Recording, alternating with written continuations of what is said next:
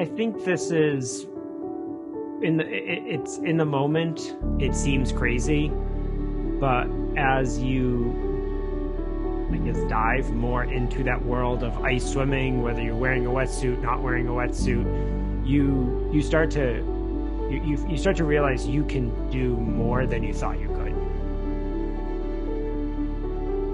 I was apprehensive. I was unsure of what I was getting myself into. I've never been a big fan of cold water, but I felt comfortable because I knew Craig was going to be there. Getting up every Saturday to meet the team and just to step in the water, I was really nervous. Nervous about what could happen to my body, anticipating every worse outcome, but in the end, I felt so good when we finished. You ease into the water, you kind of get yourself used to it. It is very cold, but in a weird way, it's refreshing. As the cold water goes up your wetsuit into your body, that you're starting to get really cold, but then you know that you're going to be in there for 15, 20 minutes, and it's a challenge that you just have to accept and go forward with.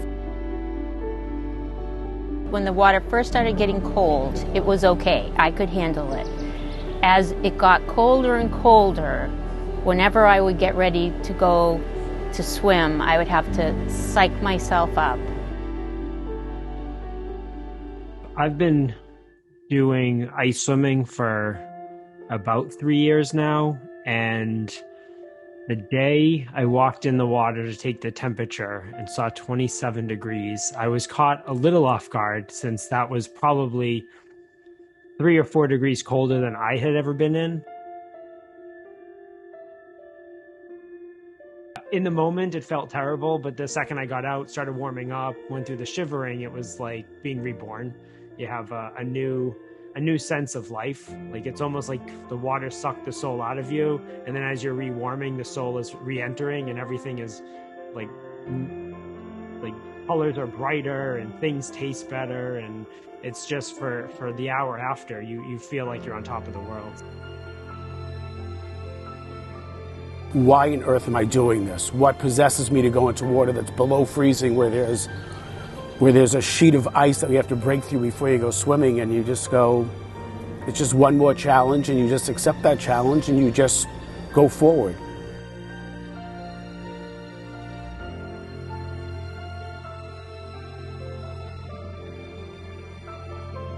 You exit the water and you start warming up, your soul and your life force is coming back into you, and you do feel like you have this endorphin rush, and you feel this crazy sense of life after.